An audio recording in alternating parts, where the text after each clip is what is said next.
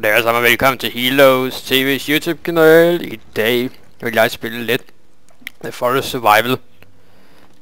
Hvordan man overlever, hvordan man overlever, hvordan man bliver med at overleve, og hvordan man så til sidst finder sønnen. I dag spiller jeg ikke sammen med Sisse og Maja. Det er fordi, det er en anden sæson, som jeg er i gang med at lave. Den anden sæson, det er How to Find Your Son, sammen med Sisse og Maja. Og i dag er det bare sådan lidt, i den her sæson kommer det til at være lonely. Bare How to Survival.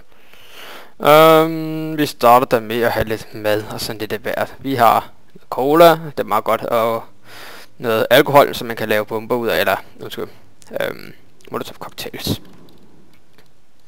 Så har vi en radio, hvis der er nogen, der snakker. Og PS, den er til multiplayer games. Hvad har vi her? Vi har nogle rygsække. Tjekker lige hurtigt grafikken. Yes, den står sådan, den skal. Hvad har vi her? Nej. Skal vi se, hvad jeg har fået? Nej, vi har fået en snackbar. Så ja, så hvis man skal lave molotov cocktail, så trykker man ind her. Trykker ind her. Yes, så er molotov cocktail.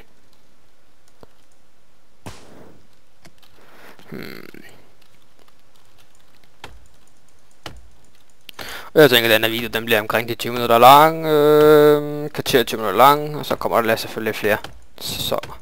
Eller, jeg undskylder det episode. I må undskylde, der er en box i spillet en gang med men det er fordi, de er i gang med at lave nogle nye opdateringer, så det lader ikke en gang med dem. Det er selvfølgelig ikke noget, jeg kan gøre noget ved. Men jeg vil prøve at formindske det, hvis jeg kan, så meget som muligt. Hvis du kan se, her er en lejr nogle steder lige nærsynet. Det er der ikke. Nå, det skal jeg på den anden måde. Hunting shelter, temporary. Så tænker jeg bare, at vi bygger et hus.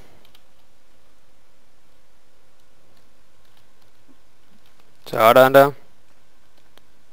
Hvor har vi træet henne? Hvor vælter det henne? Den, nej. Jeg tror det er sådan, det vælter sådan lidt omkuld der træ. Jeg ikke kan finde det hele.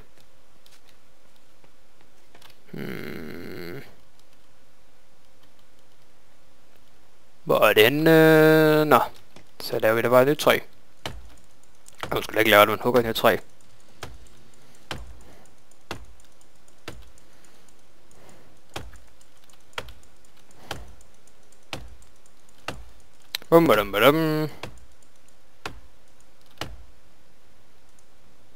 Sådan der.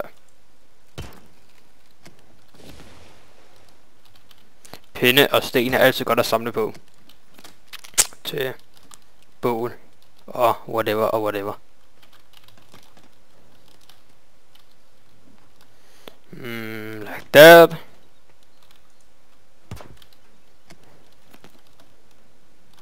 Og så. Det er det jeg mener med, at der er en lille lag i det forreste en gang imellem. Det er ikke nok at gøre noget ved, desværre.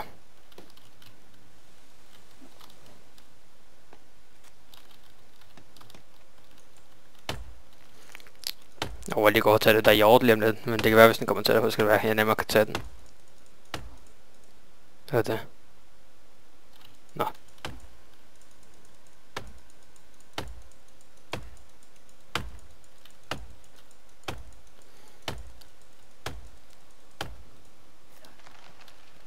Der væltes.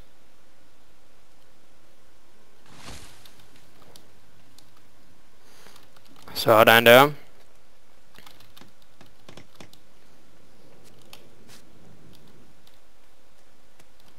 Så lige stykke træ, så mangler kun 3 stykker træ. Det passer med, at vi kan vælge. Vi må gerne kunne vælte et træ kun.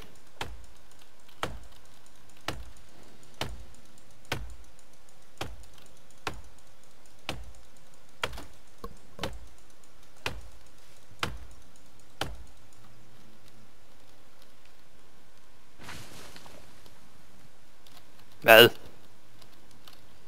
Nå, det var bare ikke stort nok til, at der kom noget træ ud af det. Nå. Der kommer ikke pæle ud af det. Ja, det er lidt forskelligt en gang, men nogle gange er det svært at se på størrelsen, hvilke der kommer pæle ud af, altså slam ud af, hvilke der kun kommer små stykker træ ud af.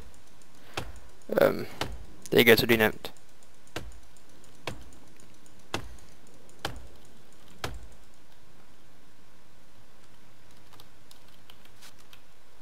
Nå, jeg tror det er sådan en kannibal. Oj. En lille kannibal, satan. Se. Sådan, så går vi lige ind og gemmer her. Det gør jeg altid, når jeg laver det første hus. Det bliver maks godt til lige når. Så gør sådan her. Gem. Så er jeg sikker på, at man bare i det mindste har starten med sig. Hvis der sker noget. Ej. Nogle gange er de lidt hurtigt, de der sataner der. Se, sådan der. Hvad med dig, din satan? Kom her. Nå. Den kan jeg så ikke lege med mig. Det kan jeg da også forstå. Godt forstå. Der er lidt for meget træ. Sådan her, åbner survival-bogen, det gør vi på B. Det er lidt fireplace her. Mangler lige 3 sten. Der. 2. Og 3. Vi tager lige bare de her pinde med, hvis vi finder nogle pinde her på vejen. Men lige så godt tage dem med på vejen, som man kan. Der er ikke nogen grund til at gå og spilde ting. Så er der ild. Sådan der. Så laver vi lige en lille stikholder her.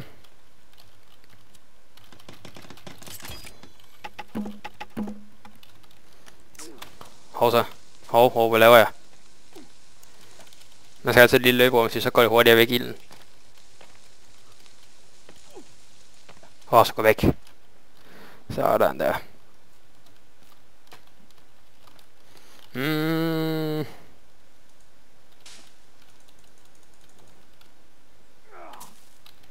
Sådan. Hvor fanden har jeg lygten frem? Lighteren frem stadig? Nå. Ja.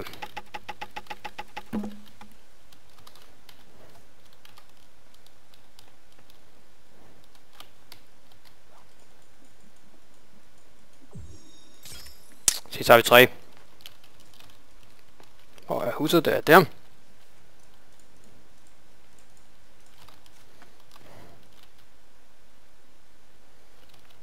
Sådan der.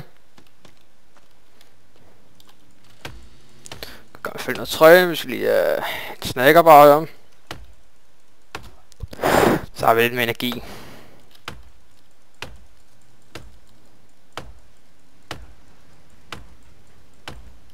Hvad var det?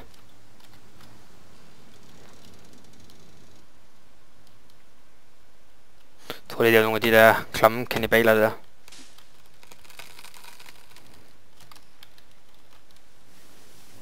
Nej, det er det irriterende vej der. Hvad?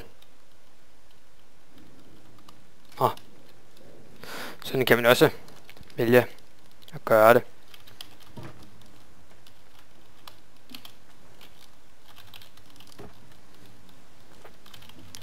Sådan der.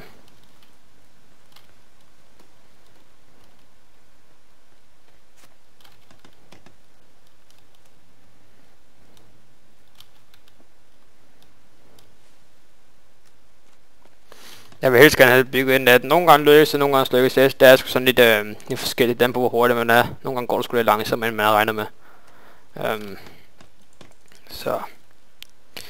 Og colaen, den kunne jeg drikke, når jeg har meget lidt energi tilbage, som jeg havde her. Så kan jeg løbe lidt hurtigere rundt og sådan lidt af hvert.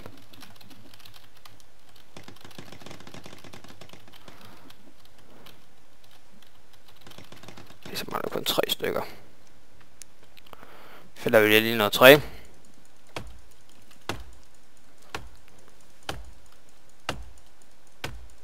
Der er mange af de der søde dyr her.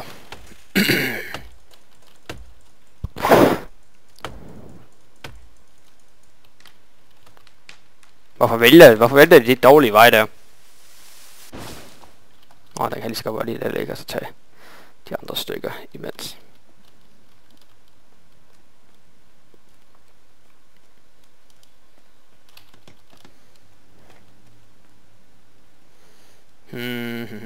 Så skal man lige klemme øret. Sådan der.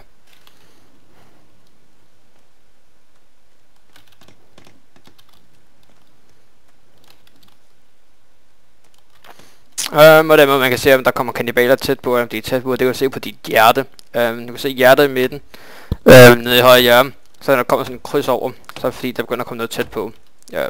Kannibaler, ja. Og sådan nogle ting.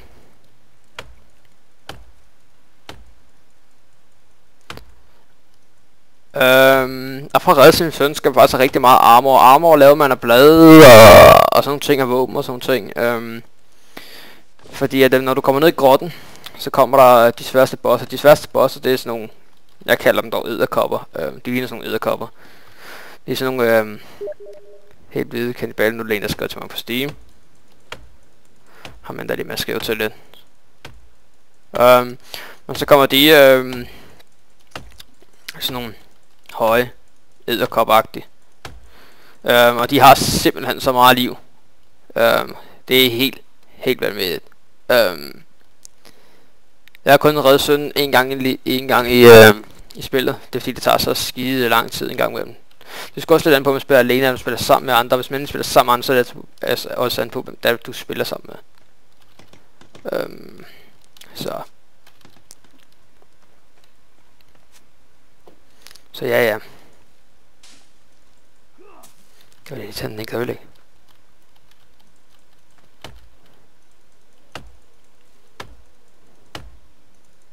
Og så er stadig højt op endnu.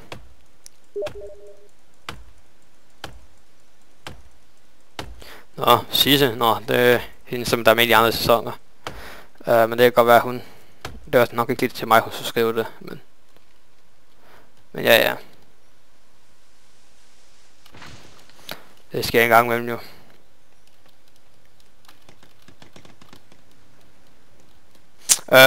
Og de her træhus, alpinhus, eller alpinhus hedder det så. Men der er også noget af træhus. De huse, der bygger op i træerne, dem kan kannibalerne ikke komme op i. Det eneste, der faktisk kan ødelægge dem, det er faktisk de store bosser. Det vil sige dem med ild i og sådan nogle ting. Og de edderkopper der. Men hvis du gemmer dig i det, og det ikke ser dig og sådan nogle ting, så sker der ingenting. Kannibaler, de kommer gående i klaner. Kan man godt sige, hvis man kan sige det på den måde. Så der er teltet der, jeg skal altså derovre og kigge i morgen, efter det er blevet i næste sæson eller et eller andet, det kigger vi lige på.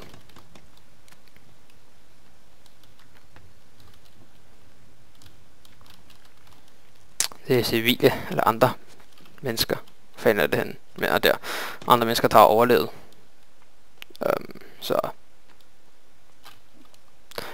Grunden til at jeg også forlede træerne på den måde at gøre det, er fordi jeg gerne vil have så meget plads, altså det vil sige, at jeg kan se så meget, hvad der sker som muligt. Det er nu meget smart, når der kommer kanibal. Se, der er en satan derovre. Sådan en grim kanibal. Det er ikke så sjovt at lege med, hvis du spørger mig.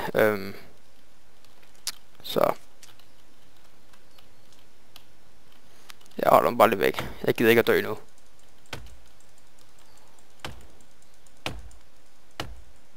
Tværtimod.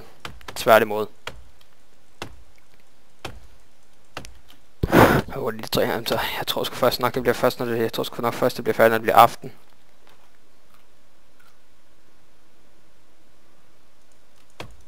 Lige der er noget. Vælg nu bare den vej. Ja. Ja, det er okay. Det er det okay væltet.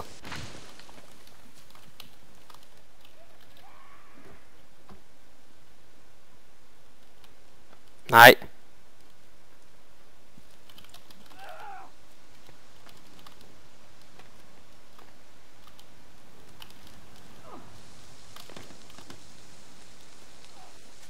Hvorfor skal det ske lige nu? Hvorfor lige nu?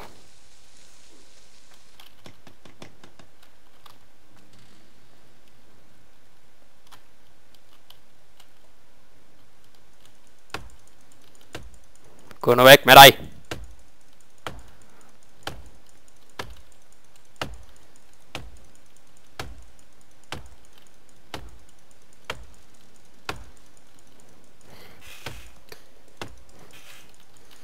Gå væk med din grimme kannibal. Rundt henne. Det kan være, at til at kalde de andre.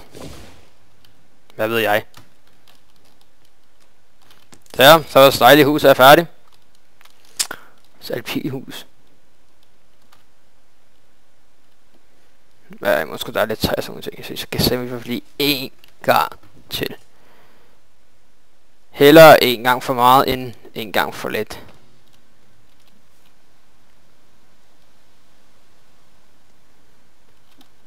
Sådan der. Okay, så vil søvnen begynde at gå ned, det kan I se der. Så er bare den helt deroppe, den hernede.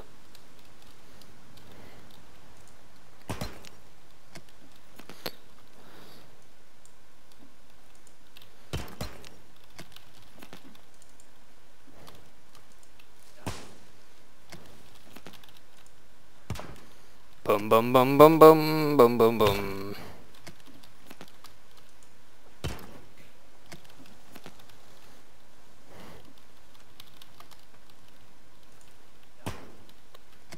Jeg var meget glad for, når jeg snakker, jeg var meget glad for, at I gider at like, subscribe YouTube-kanalen, like videoerne. Kom med kommentarer, hvis der er forbedringer, eller noget i den dur. Så man kan lave nogle ting om, tænker jeg. Det var rart. Så skider det, vil jeg være meget taknemmelig. Ja. Yeah. Det er det, jeg tænker. Jeg bygger en stenhopper her. Ja, jeg er i gang.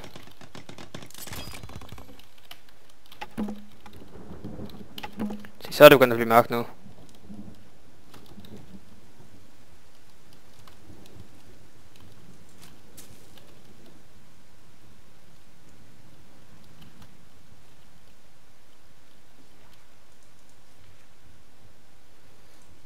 Sådan der. Jeg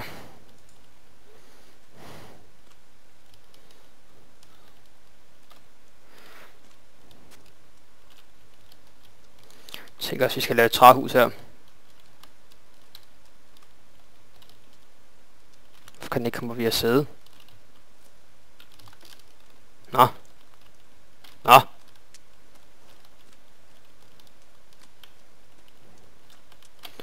Det må jeg prøve næste gang med det her. Det var da underligt. Så bygger vi da bare et til hus, alpinhus, så kan vi, så er der også plads til dem. Det tænker jeg, at vi gør i næste afsnit af The Forest Survival Options. How to Survival, tænker jeg, vi gør det. Så skal jeg tak fordi I kiggede med YouTube, og husk at like, subscribe, og fortsæt gode dage. Farveler.